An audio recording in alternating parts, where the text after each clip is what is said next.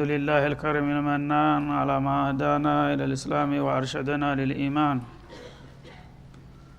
وأنزل هذا القرآن بالبرهان وأرسل لنا أفضل الرسل بأفصح اللسان فله الحمد والشكر على هذه النعم العظيمة والآلاء الجسيمة والصلاة والسلام على خير خلق الله وخاتم رسل الله الذي قال ما اجتمع قوم في بيت من بيوت الله يتلون كتاب الله ويتدارسونه فيما بينهم إلا نزلت عليهم السكينة وغشيتهم الرحمة وحفتهم الملائكة وذكرهم الله في من عنده وعلى آله وصحبه ومن اهتدى بهذه وبعد.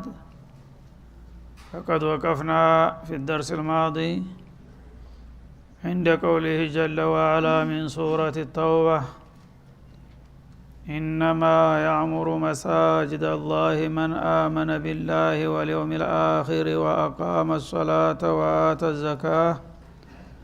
وآتى الزكاة ولم يخش إلا الله. الآية. فلنبدأ من هنا. أعوذ بالله من الشيطان الرجيم. إنما يعمر مساجد الله من آمن بالله واليوم الآخر وأقام الصلاة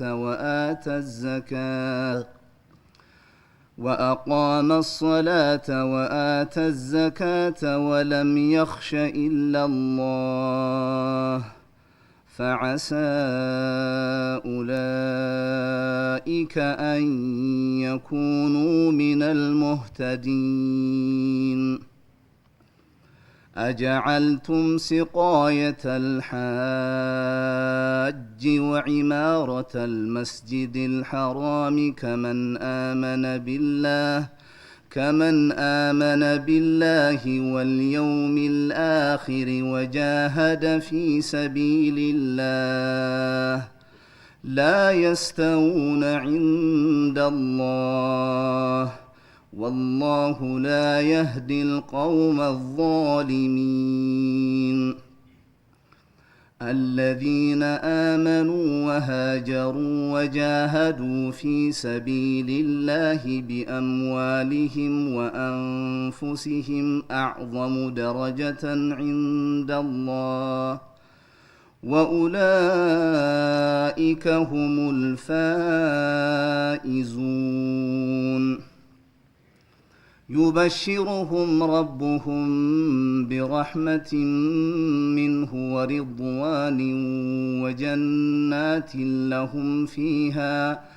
لهم فيها نعيم مقيم خالدين فيها أبدا إن الله عنده أجر عظيم.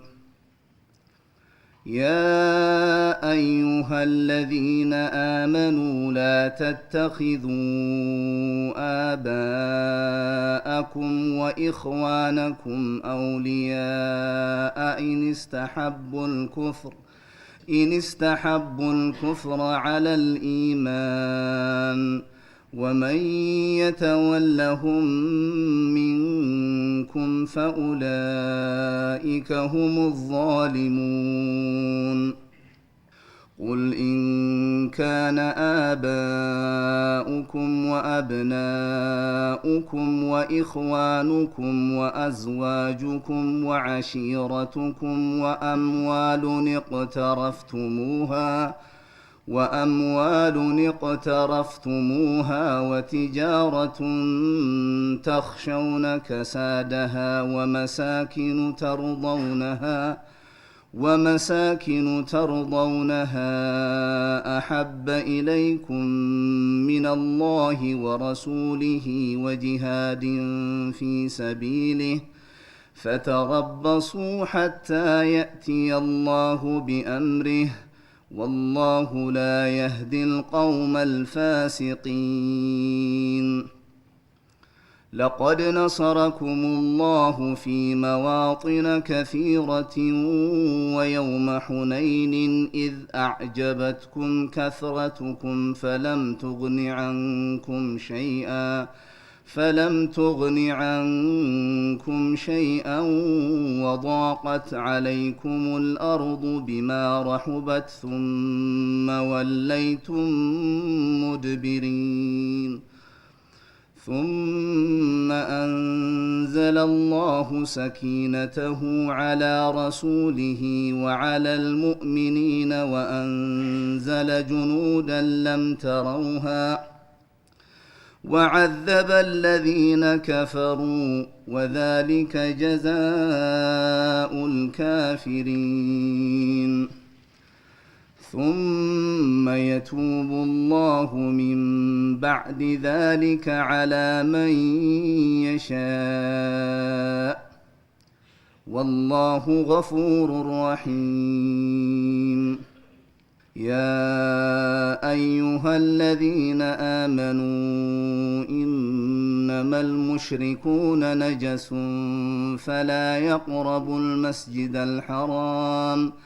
فلا يقربوا المسجد الحرام بعد عامهم هذا وإن خفتم عيلة فسوف يغنيكم الله من فضله إن شاء إن الله عليم حكيم قاتلوا الذين لا يؤمنون بالله ولا باليوم الآخر ولا يحرمون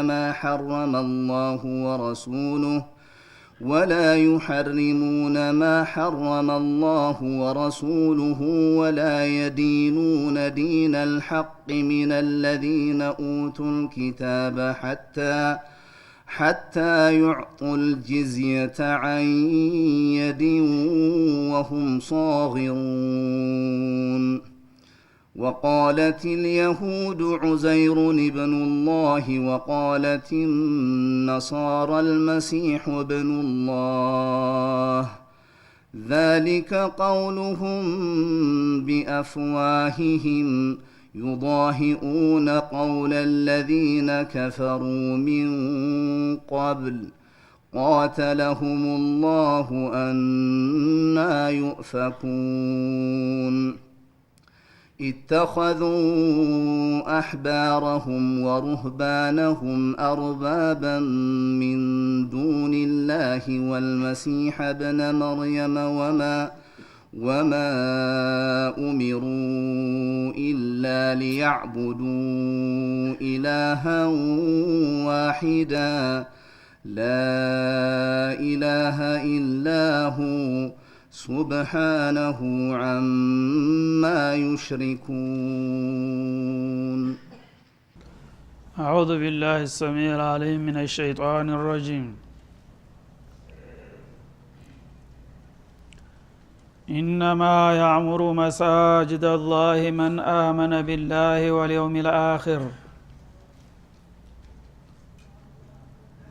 يا الله مسجدوች ሊያስቡ ሊገነቡ የሚገባቸው من آمن بالله በአላህ ያመኑት ወገኖች ናቸው واليوم الآخر በመጨረሻም ቀን እንደዛው በጽኑ ያመኑና وأقام الصلاة ስግደትን አስተካክለውና ዘውትረው የሚቀጥሉት ወአተ ዘካት ግዴታ መጽዋዕትንም የሚቸሩት ወለም يخش إلا الله ከዚያም በላይ ከአላህ በስተቀር ማንኛውንም ፍጡር ቅንጣት የማይፈሩ የሆኑት فعسى أولئك أن يكونوا من المهتدين እነዚህ አይነት አማኞች ናቸው ቀጥተኛውን የመዳኛ መንገድ አላህ የመራቸውና ለታላቅ እድል ያጫቸው ይላል እና ባለፈው አያ የተጠቀሰውን ማሟላቱ ነው ሙሽሪኩል አረብ በሽርክ ላይ ያሉ ቁረይሾቹ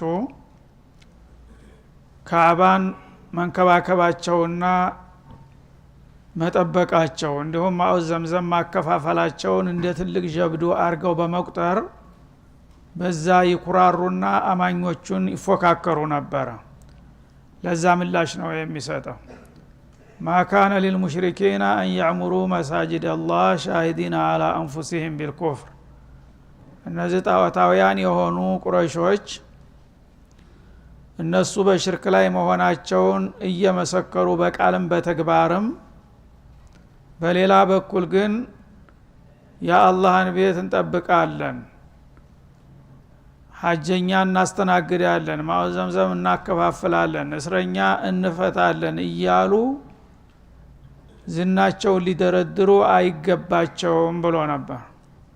እነዚህ ነገሮች በመሰረቱ ሰናይ ተግባር ቢሆኑም ከኢማን አኳያ ሲታዩ ዝግባ የሚባሉ ነገሮች አይደሉም። በሽርክ ላይ ሆኖ እነዚህን ነገር መስራት ሊያኩራራቸው አይገባም። በመሆኑም ኡላኢከ ሀቢጦት አዕማሉሁም ቀደም ሲል የተጠቀሱት ነገሮች እንደ መልካም ስራ ቢቆጠሩና ቢኩራሩባቸውም በሽርክ ላይ ሆነው ስለሰሯቸው ስራቸው ውድቅ ተደርጎባቸዋል አለ። ወፊ ናሪሁም ኻሊዱን በመሆኑም እነሱ በሰሩት እኩይ ተግባራቸው በኩፍራቸውና ነብዩና ኡመቱን በማሰቃየታቸው በጀሃነም ውስጥ ዘውታሪ ተደርገው ተዘግበዋል ሲል መርዷቸውን ነገራቸው። ስለዚህ አንድ ሰው ጸረ ተውሂድ ሆኖ የተለያዩ የኢባዳ ነገሮችን ቢያስተናግድ አይጠቅመውም ነው መልእክቱ። እና የመጣበት ምክንያቱ ምንድነው? አባስ ብኑ አብዱል ሙጠሊብ የነብዩ አጎት አለይሂ ሰላቱ ወሰላም መካ እያሉ እምነትን በምስጥር ተቀብለዋል ይባላል። ግን እንደሌሎቹ ቆራጥ ሆነው ወደ መዲና ተሰደው መሄድ አልቻሉም ነበር ማለት ነው። ነገ ዛሬ እያሉ ሲያመነቱ ጊዜው እየመሸ ቁጥጥሩ እየጠበቀ ሄደና መሄድ የማይችሉበት ደረጃ ላይ ደረሱ እና ቁረይሾቹ አምኗል ላሉ እያሉ ይጠረጥሯቸዋል፣ የጎሪጤዋቸዋል። ተቅዛም ተቀባይነት አላገኙም። ለመሄድ ደግሞ አቋማቸውን ለመግለጥ ሁኔታው አልተመቻቸም። አጣብቂኝ ውስጥ ወደቁ ማለት ነው። በዛ ሁኔታ ላይ ያሉ የባሰ ነገር ተፈጠረ ማለት ነው። ያው ከነብዩ ጋር አለይሂ ሰላቱ ወሰላም የበድር ጦርነት በመጣበት ጊዜ ሳይታሰብ ድንገት እነዚህንም ቀስቅሶ አላህን ደርድሮ ባልተጠበቀ ቦታ ሲያገናኛቸው አባስንም እና አቡጀል እንግዲህ ዛሬ ያንተ ማንነት አቋምህ የሚፈተንበት ወቅት ላይ ደርሰናል። አንተ እውነተኛ ጋር ከሆንክ በአካል እንዳለህ ከኛ ጋር ያለ የሌለህን ኃይል አስተባብረህ የወንድምህን ልጅ ለአንዴና ለመጨረሻ ጊዜ ልባት ልንሰጠው ነውና ተነስና እኛ ጋር ትዘምታለህ ተብለው ታዘዙ ማለት ነው። አሉ ከሚባሉት ሀብታም ባለጸጋ እሳቸው ናቸው። ስለዚህ እሳቸው እንግዲህ ለዚህ ለወታደሩ ስንቅና ድጋፍ አስፈላጊውን ነገር እንዲሰጡ ነው የተጠየቁት፣ እንደ ግለሰብ ዘመዝመት ብቻ ሳይሆን ማለት ነው። ይህም በሚሏቸው ጊዜ እምቢ ካሉ በዛው እሳቸው ላይ ሊጀመር ነው ማለት ነው ዘመቻው። እሺ ብለው ለመሄድ ደግሞ ከበዳቸው። ያ በተሰብ ናቸው። በዛውም ላይ ደግሞ አምነዋል እየተባለ እየታሙ ነው ያሉት ማለት ነው። ምን ይሁን ያው ሚናህል ላይ ያለና ጫናው እየከበደ ሲመጣ ተነስተው እንግዲህ ከና አቡጀህል ጋር አብረው ወደ በድር ሊመጡ ነው ማለት ነው። እና የበድር ዘመቻ በ9 ከበርቴዎች ነፈቃ ነበረ የሚመራው። ከነዛ አንደኛና ዋነኛው ከፍተኛ ድርሻ የተጣለባቸው አባስ ነበሩ ማለት ነው። በቀን 9 ግመል ይታረር ነበር ለወታደሩ ማለት ነው ስንቅ። ያንን አርደው ጋብዘዋል በግዳቸው ማለት ነው። እንደዛ እያሉ ደረሱና ውጊያው ሲጀመር ያው አላህ ያለው አይቀርምና በቀላሉ መኮች ተሸነፉና ያለቁት አለቁ፣ የተረፉትም ተማረኩ። አንዳንዱ ደግሞ እግር አውጪ ብሎ ወደ መካ ሩጫውን ቀጠለ ማለት ነው። ከነዛ ከተማረኩት አንዱ ይሄ ሰው የሆኑ ማለት ነው አባስ ብኑ አብዱል ሙጠሊብ። እናሳቸው ተማርከው በሚያዙበት ጊዜ ሷሃቦች አይን ብለሃሏቸው። ያም እየመጣ ይወርፋቸዋል፣ ያም እየመጣ በጥፊ፣ ያም እየመጣ በርግጫ። ሌላውስ ግድ የለም አንተ የነብዩ አጎት ተብለህ እንዴት በእኛ ላይ እንድትዘምታለህ ብለው ሲያቅጠለጭሏቸው ተራሳቸው ለመከላከል ሰው መቼም ባለ አቅሙ ከላው ላይ መከላከል ያለ ነውና እናንተ ሁሉ ጊዜ ደካማ ጎናችንን ጥፋታችንን እያጎላችሁ ተወርፉናላችሁ እኛኮ መልካም ስራም አለን ምንም ቢሆን መልካም ስራችንን መረሳት የለብንም ብለው መልስ ለመስጠት ሞከሩ ማለት ነው ምንድነው ያላችሁ መልካም ስራ ሲሏቸው እነና ኑዓሚሩ መሳጅድ አላህ አሉ ወኑቅሪ الضيف እንግዳ እናስተናግዳለን ሁጃጅን እናስተናግዳለን ማኡ ዘምዘምን እናከፋፍላለን እስረኛም እንለቃለን ይኸው ዛሬ እስረኛ ነኝና ልቀቁኝ ነው ነገሩ እና ብለው ደረደሩ ዝናቸውን ማለት ነው ያኔ አላህ Subhanahu Wa Ta'ala መልስ ሰጠ ማለት ነው ምክንያቱም በአላህ ስም እየተነገደ ነው አሁንም አላህ ያዘዘውን መልካም የአላህን ቤት እየጠበቅን ያስከበርን ነው የአላህ ኸዳሞች ነን ብለው ሊከራከሩ ተነሱ ማለት ነው እንደገና ደግሞ ሁጃጆችም ዱዩፍ الرحማን ናቸው ሁጃጆችንም እናስተናግደው እኛ ነን እኛ ባንኖር እንግዶችን ማን ያስተናግድለታል ለአላህ ባለውለታ ሆኑ ማለት ነው ከዛም አልፈው ደግሞ ያው እርኮኛን እንፈታለን በሚሉበት ጊዜ ይሄ ነገር እንደ ትልቅ ነገር እንግዲህ ተቆጥሮ ከማን ጋር ሊወዳደሩ ነው በዚህ ተግባራቸው ከነብዩና ከሷሃቦቹ ጋር ለመወዳደር ነው ማለት ነው እናንተም እስላምን ተቀብለናል ተውሂድን ተላብሰናል ብትሉ እኛም ደግሞ ከናንተ ያነስን ሰዎች አይደለንም በበኩላችን በይቱላህን የምንጠብቅና ሐጅን የምናስተናግድ ሌላም ስራዎች አሉን ሲሉ ጊዜ ምኑን ተምኑ ታወዳድረዋለህ አላህ Subhanahu Wa Ta'ala انما يعمر مساجد الله يا الله መስጂዶች ሊያሱቡና ሊያስከብሩ ሊንከባከቡ የሚገባቸው የናንተ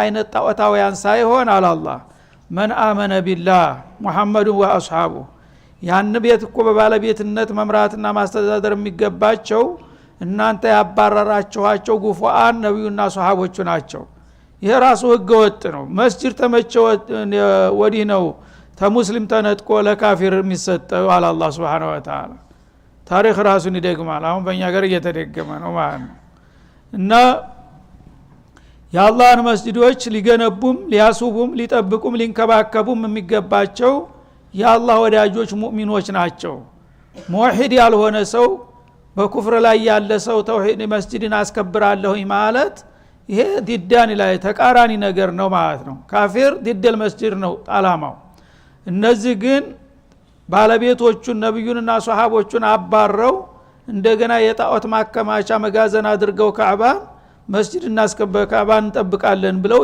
ሊፎካከሩ ይሞክራሉ መጀመሪያ እነዛን ሰዎች ማባረራችሁና መስጂዱን በእናንተ ቁጥጥር ማረጋችሁ ራሱ ወንጀል ነው አላህ እና መስጂዶችን ሊያስከብሩና ሊመሩ ሊያስተዳድሩ የሚገባቸው በአላህ ያመኑት ሰዎች ናቸው እነዚያ ደግሞ ነብዩና ሷሃቦች ናቸው እንጂ እናንተ አይደላችሁም ማለቱ ነው በአላህ ወህዳንያ ያመኑ ወልየውሚል አኺር በመጨረሻ ቀን ተሞት በኋላ ሰው ተነስቶ በሰራው ስራ ይጠየቃልና ይመነዳል የሚል አቋም ያለው ሰው ነው መስጂድን ባለቤት ሊሆን የሚገባው እናንተ ግን ሰው ተሞተ በኋላ من يحيي العظام وهي رميم የምትሉ ካፊሮች ናችሁ እያላችሁ እንዴት አድርጋችሁ የመስጂድ አዋቢነን ትላላችሁ አለ ወአቃመ الصلاه እንዲሁም ደግሞ 5 ወቅት ሶላትን ጠብቆና አስተካክሎ አዘውትሮ የሚሰግር ነው አንተ ግንቡን ዝም ብለህ ከምረህ የጣዖት ማከማቻ አደረከው እንጂ አንድ ቀን ረካዓተን ማሰግድበት መስጂድ እንዴት አድርጎ የመስጂድ አስከባሪ ነኝ ትላለህ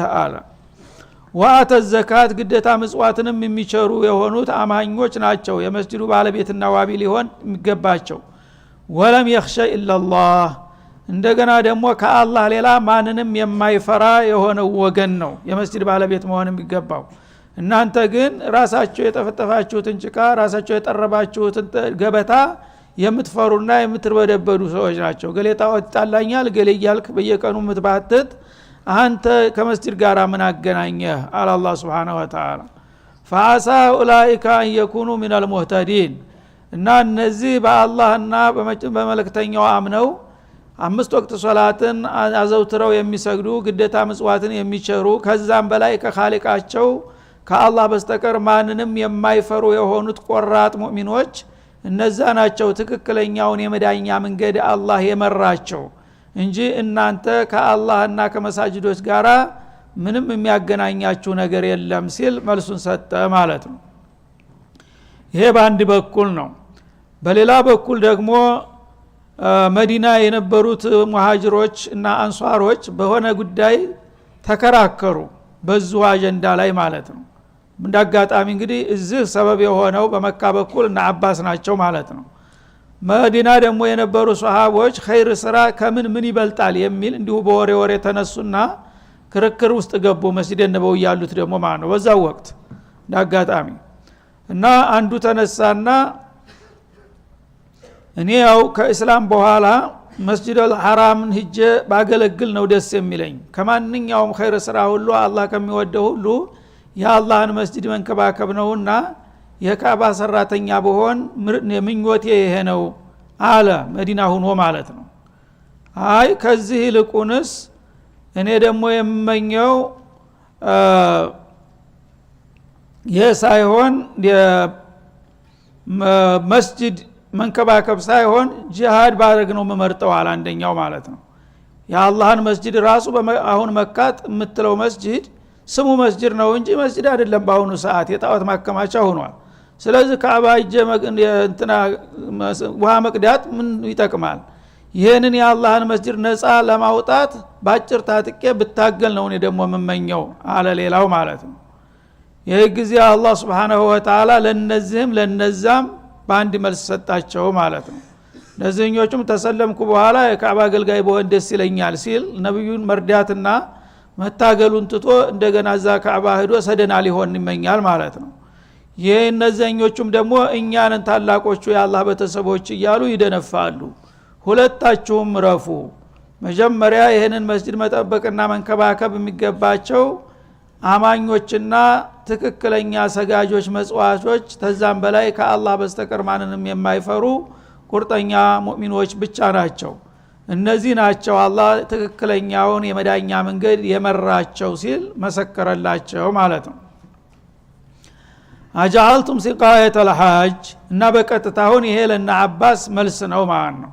እናንተ ሐጀኛን ውሃ እየቀዳችሁ መጠጣትና ማከፋፈል እንደ ትልቅ ጀብዱ ቆጥራችሁ ይሄን የምናረግ ሰዎች እኮ ነን እያላችሁ ራሳችሁን የምታወድሱት ወዒማረተ المسجد الحرام እንደገና የተከበረውን የካዕባ መስጂድ ማስዋብና መንከባከብ ማስተዳደሩን እንደ ትልቅ ነገር አድርጋችሁ በሱ የምትደነፉት ከመን አመነ ቢላህ ይሄንን ማድረጋችን በአላህ ካመኑትና ወልየውሚል አኺር በመጨረሻ ቀን ካመኑት ከሙእሚኖቹ ጋራ ያወዳድረናል ብላችሁ የምትገምቱ የሆናችሁት ይላል። ወጃሃደ ፊ ሰቢልላህ እንዲሁም ከዛ አልፈው ደግሞ የአላህ እንዲን ለማስከበር በአላህ መንገድ ባጭር ታጥቀው የሚታገሉ ከሆኑ ሰዎች ጋራ እነሱ የሰሩትን የሚተካና የሚወዳደር አድርጋችሁ የምታው ከሆናችሁ ተሳስታችኋል ይላል። ላ يستوون عند الله እነዚህ ሁለት ቡድኖች በአላህ ዘንድ ጭራሽ አይስተካከሉም። እኔ ዘንዳ የፈለገውን ያህል ካዕባን ቢንከባከብ ወይም ደግሞ ሁጃጅን ቢያስተናግድ ውሃ ቢያከፋፍል በምንም አይነት ከሙእሚኖች ጋራ ሊወዳደር አይችልም የዚህ አይነቱ ሰው እና ከሙጃሂዶች ጋራ። والله لا يهدي القوم الظالمين እንዳውም እናንተ የአላህ ወዳጆችና የቤቱ ጠባቂዎች ሆናችሁ የምትቀጠሩ ሰዓት ሆኑ ትክክለኛውን ስምን የልንገራችሁ እናንተ ዛሊሞች ናችሁ። والله لا يهدي القوم الظالمين አላህ ደግሞ ግፈኛ የሆኑትን ሰዎች የመደኛውን አቅጣጫ አይመራቸውምና ይልቁንስ እንደገና አቋማችሁን መለስ ብላችሁ ገምግማችሁ ተሽርክና ተኩፍር የምትወጡበትን መንገድ ብትሹ ይሻላችኋል ከሙእሚኖቹ ጋር መወዳደሩን ተውትና በማለት መልስ ሰጠ ማለት ነው። ስለዚህ አሁንም እንደዚህ ነው አዳኡል ኢስላም ሁል ጊዜ ያው ኢማንን አይዋጥላቸውም፣ ግን የተለያዩ ነገሮችን እንደ ትልቅ ጀብዱ ይቆጥሩና እኛ እንደዚህ ምናረግ ይልና ሙእሚኖቹን ደግሞ ለማጥቆር የሆነ ያልሆነ የውሸት ስም ይለጥፍባቸዋል። ያኔ ተራው ሰው አያውቅምና እነሱ የሚደረድሩትን ፕሮፓጋንዳ ተቀብሎ ለሀገር ለወገን የቆሙት ይልቁስ ነገሌ ናቸው እነዚህ ምን አደረጉ ይልሃል ማለት ነው። አላህ የሚፈልገው መጀመሪያ ከሁሉም በፊት ተውሂድን ነው። በሱ ብቻ እምነት ከሌለህ የፈለገውን ነገር ብትገነባ አላህ ዘንድ ቂማ የለውም ማለት ነው። አንድ ሰው ተውሂድን ታጥቆ ሽርክን አውልቆ ከጣለ በኋላ ጌታ የሚያዘውን ነገር የሚሰራ ከሆነ እርግጥ ነው እሱን ይቀበለዋል። ግን በዛ አኳያ የተለያዩ ነገር ልማት እንትና እየተባለ መለፈፉ የትም አያደርስም ማለት ነው። መጀመሪያ የሰው ልጆች መብት መከበር አለበት፣ የአላህ ተውሂድ መከበር አለበት። ከዛ በኋላ ነው ጥቅቅን ነገሮች ባቻቸው መወዳደር ያለባቸው እንጂ የአላህን ዓላማ እየደመሰስክ የህዝብን ጥቅም እያወደምክ እንደገና አንተ የተለያዩ ነገሮችን እየደረደርክ እኔ እሻላለሁ ብትልና ብትፎክር ይሄ ማንም እንዲቀበልህ አይችልም። ተዟሊምነት አትወጣምና والله لا يهدي القوم الظالمين በማለት መልስ ሰጠ። እና አላህ Subhanahu Wa Ta'ala እንግዲህ ሁሉ ጊዜ ሰዎች ቁም ነገሩን መርሳት የለባቸውም። ፍሬ ነገሩን ተተው በቅርፊቱ ላይ የሚሉ ሰዎች ተሳስተው ማሳሳት ነው ስራቸው ማለቱ ነው። አላህ የሚወደው ምንድነው? ተውሂድን ከአባን ተጠብቃለሁ ከማለት በምንድነው የምትጠብቀው? የ360 ጣዖት መከማቻ አድርገህ ግንቡ ብቻ ስላልፈረሰ ነው የተጠበቀው? ምን ትርጉም አለው? በማለት አላህ መልስ ሰጠ ማለት እና አሁንም ያለው ሁኔታ ይሄ ነው ማለት ነው። ትክክለኛ ተውሂድንና ኢማንን የታጠቀ ሰው ማንም ጎስቋላ ደካማ ቢሆን የአላህ ወዳጅ እሱ ነው፣ ተወደደም ተጠላም። ከዛ ውጭ ያለው ደግሞ ዓለምን በሙሉ በልማት ቢያንበሻብሽ ዛሊም ነው የሚለው አላህ Subhanahu Wa Ta'ala። وصلى الله وسلم على النبي وإلى اللقاء.